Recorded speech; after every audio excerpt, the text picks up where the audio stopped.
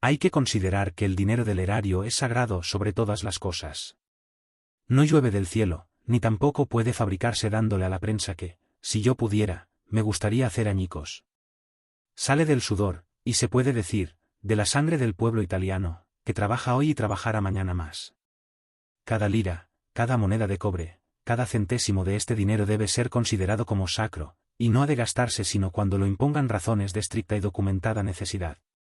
Respuesta al ministro de Hacienda, 7 de marzo de 1923. Cuando digo pueblo, me refiero también a aquella burguesía media que es la osatura sólida de la nación. Esta pequeña burguesía que ha dado soldados y sargentos, los maravillosos muchachos que yo he visto combatir en las trincheras y desafiar intrépidamente el peligro y la muerte, este pueblo es la sal de la patria. Este pueblo cuenta sus miembros por millones.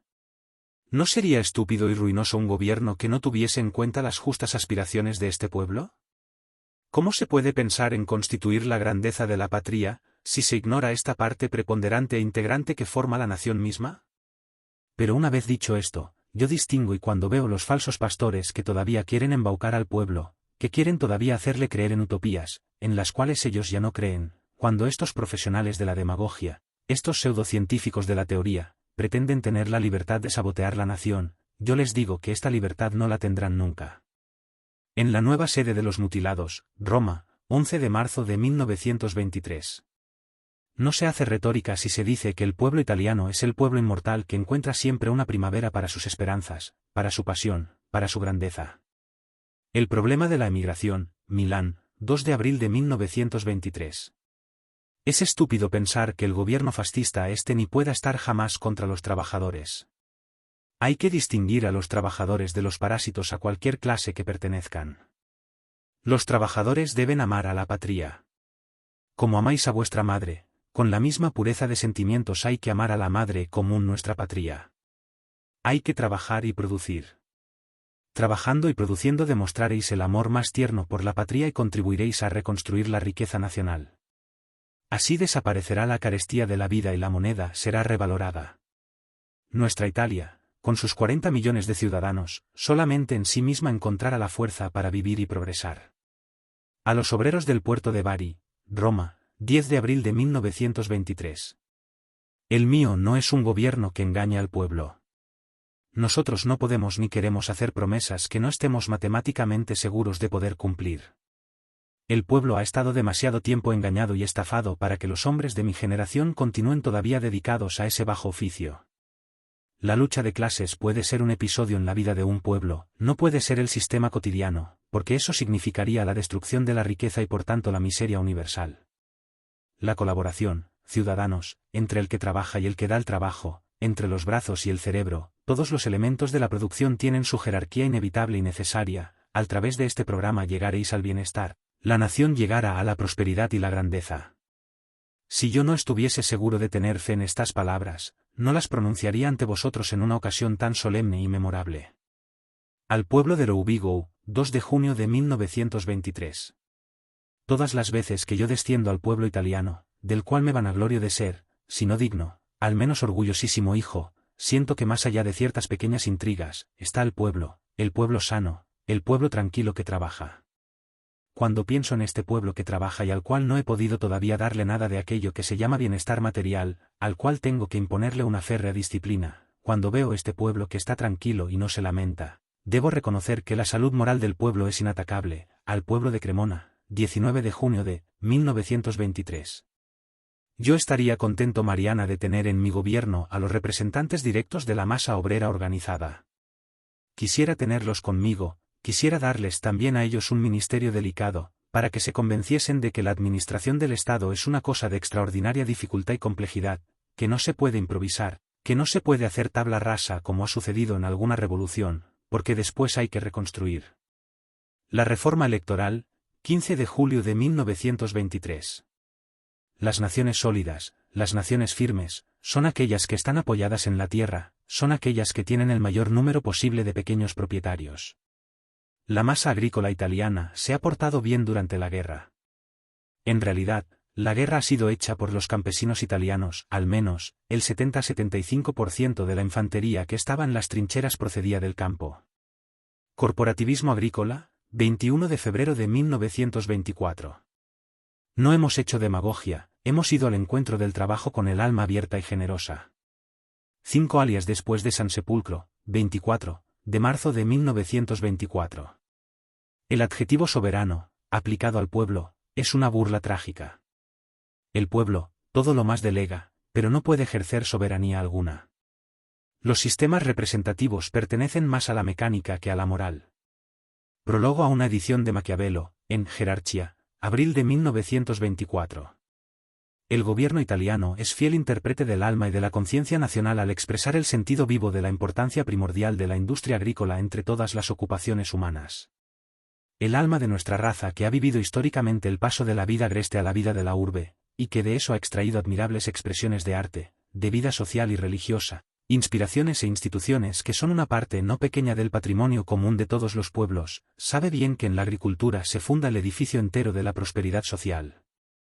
Otras actividades pueden ser más impresionantes en la grandiosidad localizada de sus manifestaciones, o pueden aportar más fáciles ganancias, pero ninguna es tan augusta y esencial.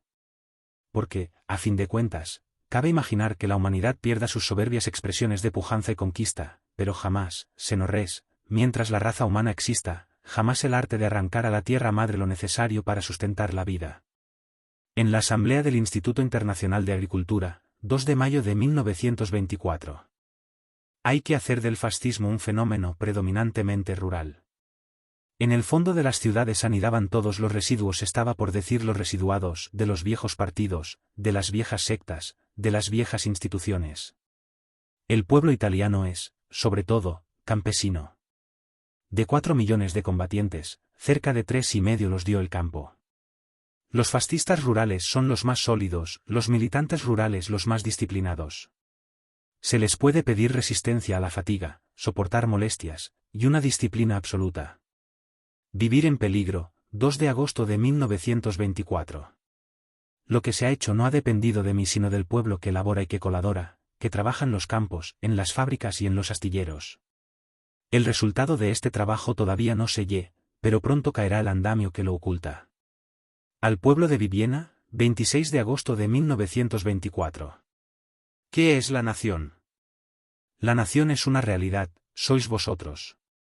Multiplicaos hasta llegar a la cifra imponente de 40 millones de italianos con el mismo lenguaje, las mismas costumbres, la misma sangre, el mismo destino, los mismos intereses. Esta es la nación, es una realidad. Hay que respetarla. En este momento, ¿qué es lo que veo ante mí? La nación. Veo al pueblo que no tiene ya clase ni categoría de límites insuperables. Vosotros habéis comprendido la verdad profunda de esta doctrina, y sobre todo, habéis comprendido que el fascismo no está contra el pueblo que trabaja. ¿Y por qué habría de estar el fascismo contra el pueblo que trabaja? ¿Por qué? ¿Me sabéis dar una razón? Ante todo, vosotros sois italianos y yo declaro que antes que nada amo a los italianos, y después conservo un poco de simpatía por todos los demás pueblos de la tierra. En segundo lugar, vosotros sois trabajadores, esto es, gente que produce y acrecienta la riqueza de la nación. Después, en general sois buenos. La población laboriosa italiana, puede decirse que no cede a ninguna en probidad, honestidad, laboriosidad, diligencia e inteligencia. Por tanto, no hay ninguna razón para que el fascismo no vaya fraternalmente al encuentro del pueblo que tabora. La civilización se mide también, y sobre todo, por el progreso de los utensilios de trabajo. A los obreros del Monte Ermiate, 31 de agosto de 1924. Recordad mis palabras. Recordad que en mí tenéis un amigo.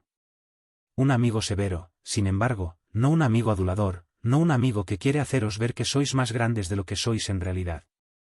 Y si digo con toda sinceridad, yo soy un amigo que conoce vuestros derechos, pero que os dice también que vuestros derechos han de corresponder al deber cumplido. Giuseppe Mazzini no separaba nunca los derechos de los deberes, los consideraba como términos de un binomio absoluto. El derecho es la resultante del deber cumplido. Cumplid vuestro deber y tendréis derecho a pedir a la nación fascista que proteja vuestros intereses, hoy y mañana. A los obreros de Dalmine, 27 de octubre de 1924. El fascismo quiere que, en patria renovada, redimida, el trabajo tenga el primer puesto, los trabajadores estén en la vanguardia y hayan reivindicado todos sus derechos cuando hayan cumplido todos sus deberes. Yo soy amigo de los obreros, pero un amigo exigente. Yo no engaño, no embauco, no les digo que son grandes cuando son pequeños, no les digo que son sabios cuando son ignorantes, no les digo que ellos son el motor y el sostén del universo, porque entonces tendría que poner en el mismo piano y en primera línea a los que trabajan con el cerebro y hacen avanzar, por el camino de la civilización pura, a la sociedad humana. Soy un amigo severo. Precisamente por esto debéis valorar exactamente mi amistad. Tristes amigos aquellos que engañan, tristes amigos aquellos que suben al carro del triunfo y se apean tan pronto muda el viento. Ninguno de vosotros puede nutrir ilusiones ni dudas. Nosotros tenemos la nación, no para servirnos de ella, sino para servirla, con humildad, con devoción absoluta, con un sentido, que quisiera llamar religioso, de nuestro deber. Y todos debemos considerarnos servidores de la nación. Bisolati, 29 de octubre de 1924. ¿Qué es la grandeza de la patria, esta palabra que al pronunciarla nos inflama? Es el bienestar, el prestigio, la potencia de la nación italiana. Bienestar del pueblo. Laborioso, conseguido con el trabajo y la disciplina metódica, prestigio, a fin de que nuestro pueblo, aun en los países más lejanos y bárbaros, tenga, la defensa de una bandera y de una fuerza, y finalmente, potencia de medios y de almas, que no es solamente herencia del pasado, sino que debe ser creación y fatiga cotidiana de nuestro espíritu. ¿Quién se atreve todavía a decir que el fascismo representa hombres pequeños e intereses mezquinos? El fascismo es todo el pueblo italiano, por tanto, vosotros que sois pueblo, sois también fascismo. Y entre vosotros, los banqueros, los plutócratas, los riquísimos son una ínfima minoría. Vosotros pertenecéis al pueblo que se gana la vida con el trabajo diario. Estáis escuchando la voz de un hombre a quien los falsos pastores y los enemigos podridos pintan como un liberticida, como un hombre que os tiene encadenados, que se alegra de teneros en su puño de hierro, como un tirano, y la verdad es que yo solamente me alegro cuando cumplo una obra útil al pueblo italiano. Discurso de Vercelli, 28 de septiembre de 1925. Y a este pueblo que yo amo, peso en un amor severo, a este pueblo, el gobierno fascista no le ha dado todavía nada de aquello que se pueda entender como concepción materialista de la vida. Al contrario, le ha puesto siempre ante exigencias cada vez más rudas y responsabilidades cada vez más pesadas. Pero entonces, ¿por qué este pueblo se une en masas crecientes y compactas en torno al invencible símbolo del litorio? Porque el pueblo italiano tenía sed de obediencia, tenía sed de disciplina, quería ser gobernado. Nosotros gobernamos al pueblo italiano con absoluta pureza de intención. No nos mueven estúpidas vanidades ni ridículas ambiciones, no nos consideramos los amos, sino los educadores de este pueblo que merece y tendrá siempre mejor destino. Cuando me vuelvo hacia Eras a recordar estos 4 años de duras fatigas, veo que hemos trabajado, que el activo supera con mucho al pasivo, que la disciplina es aceptada hoy por todos con espíritu altamente loable, que el pueblo trabaja, que la colaboración entre las clases es un hecho consumado, que el Estado corporativo fascista, nacido ayer, vivirá. Ha nacido ayer, sepultando al Estado demoliberal, al estado de la irresponsabilidad colectiva, donde no se encuentra jamás un responsable que tenga nombre, apellido y domicilio, el estado de los parlamentarios charlatanes hasta el aburrimiento. Este estado lo hemos sepultado, y hemos puesto encima la losa de nuestra invulnerable e invencible voluntad fascista. En el estado corporativo todas las clases tienen su sitio, todas las clases encuentran su reconocimiento, todas las clases encuentran su protección. Xip de Mayo en Génova, 1926. La verdad irrebatible es que, en Italia, solo desde 1922 se puede hablar de un régimen del pueblo, porque antes era el régimen de las camarillas, de las peñas, de las logias, de los parásitos, que habían escogido para sus juegos y sus maniobras ese palacio que no está muy lejos de vosotros. Habían mortificado, esto es lo cierto, el espíritu de la nación con una política interna débil y con una política externa perennemente renunciataria. Nosotros, en cambio, hablamos directamente al pueblo. Al pueblo de Roma en el 28 de octubre, 1926. ¿Vosotros creéis que cuando hablo de la ruralización de Italia hablo por amor a las bellas frases, que detesto? No. Soy el médico que no descuida los síntomas, y estos son síntomas que deben inducirnos a serias reflexiones. ¿Qué quiero insinuar con estas palabras? Ante todo, que el urbanismo industrial lleva a la población a la esterilidad, y lo mismo ocurre con la pequeña propiedad rural. Añadid a estas dos causas de orden económico la infinita vileza de las llamadas clases superiores de la sociedad. Si disminuimos, señores, no se hace un imperio, al contrario, nos convertimos en una colonia. Es hora de decir estas cosas, si no, se vive en el régimen de las ilusiones falsas y embusteras que preparan desilusiones atroces. Os explicaréis, pues, que yo ayude a la agricultura, que me proclame rural. Discurso de la Ascensión, 26 de mayo de 1927. Trabajadores, quien es testigo inmediato de mi fatiga sabe que no tengo más que una pasión, la de aseguraros trabajo, aumentar vuestro bienestar y elevaros moral y espiritualmente. A los obreros milaneses, 29 de abril de 1928. No tengo necesidad de repetiros todo lo que el régimen fascista ha hecho por el pueblo italiano. Además de criminal, es absolutamente idiota pensar que un gobierno consciente de sus fines, como el gobierno fascista, pueda no ir con el corazón abierto hacia la masa del pueblo italiano. El fascismo, dejádmelo recordar todavía una vez, no ha surgido en defensa de determinadas clases, en defensa de determinados intereses o determinadas categorías, sino que ha sido un movimiento sano del pueblo italiano. Movimiento del pueblo desea seguir siendo. Toda la obra del gobierno fascista, hasta la más pequeña y cotidiana, toda la legislación del gobierno fascista ha sido dirigida a un solo fin, mejorar material y moralmente al pueblo italiano. Desde este punto de vista, el régimen fascista, que según algunos está personificado por ese torvo tirano que en este momento tiene el placer de hablaros, el régimen fascista está, en materia de legislación social, a la vanguardia de todas las naciones, incluso de aquellas que agitan bandera soviética o democrática. En el Congreso de los Sindicatos Fascistas, 7 de mayo de 1928. En el sistema fascista, los obreros no son ya los explotados, según la vieja terminología, sino los colaboradores, los productores, cuyo nivel de vida ha de ser elevado moral y materialmente, en relación con la posibilidad y las circunstancias. A los industriales, 22 de junio de 1928. En régimen de lucha de clases se presupone, o se puede presuponer que en un momento dado, por escalones sucesivos o en masa, todo ejército proletario debe marchar contra el ejército enemigo, el burgués. Nosotros hemos ajusticiado esa vieja literatura que ya no es de nuestro tiempo, declarando que en el régimen fascista la unidad de todas las clases, la unidad política, social y moral del pueblo italiano se realiza en el Estado, y solamente en el Estado fascista. Por lo demás, los obreros italianos, a los cuales no les pedimos certificado de gratitud particular, porque no somos cortesanos ni de los de arriba ni de los de abajo, los obreros italianos han tenido innumerables pruebas de mi activa simpatía, innumerables pruebas de lo que prácticamente ha realizado el régimen fascista. Nosotros no nos preocupamos ni siquiera de recordarlas. Eso ya lo hará la historia. La Diana de los tiempos nuevos, 9 de diciembre de 1928.